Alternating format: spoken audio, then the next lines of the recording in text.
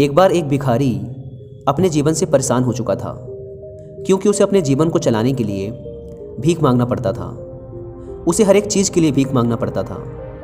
इसी बात को लेकर वह दुखी रहता और दिन भर यही सोचता कि उसके जीवन में बदलाव कैसे आएगा।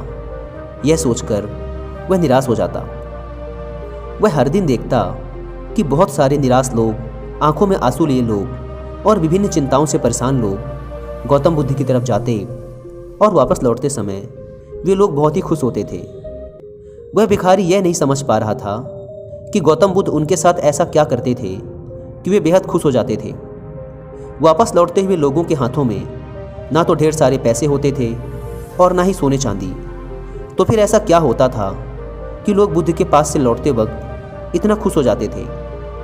यह सब सोचकर वह भिखारी भी निर्णय लेता है कि वह भी महात्मा बुद्ध के पास जाएगा और देखेगा कि वहाँ ऐसा क्या हो रहा है कि दुखी लोग उनके पास जाकर इतने खुश हो जाते हैं। वह बुद्ध से मिलने के लिए उनके पास चल पड़ा।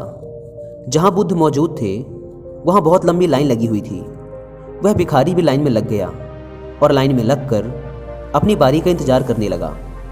देखते ही देखते उसकी बारी आई और उसने बुद्ध से कहा, बुद्ध, मैं बहुत ही गरीब हूँ, मेरे पास कुछ भी नहीं है।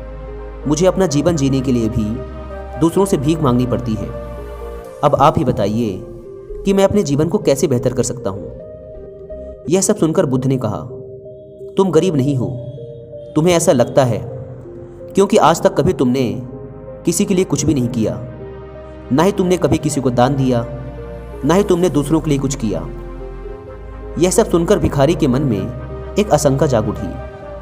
अपनी आशंका को दूर करने के लिए भिखारी ने पूछा, मैं तो एक भिखारी हूँ, मैं लोगों को दान कैसे दे सकता हूँ और कैसे लोगों की सहायता कर सकता हूँ।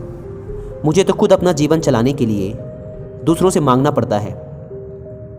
यह सब सुनने के बाद गौतम बुद्ध थोड़ी देर तक चुप रहे और फिर उससे बोले, तुम्हारे पास हाथ हैं जिससे तुम लोगों की सेवा में लगा सकते हो और दूसरों का भला कर सकते हो।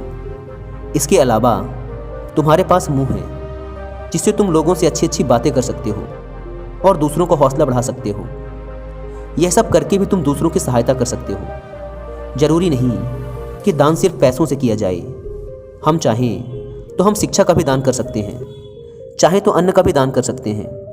ऊपर वाले ने अगर किसी को पूर्णतः अच्छा शरीर भी दिया है तो वह गरीब नहीं है, बस उसका दिमाग गरीब है। उसे इस विचार से हटकर दूसरों की सेवा में लगना चाहिए।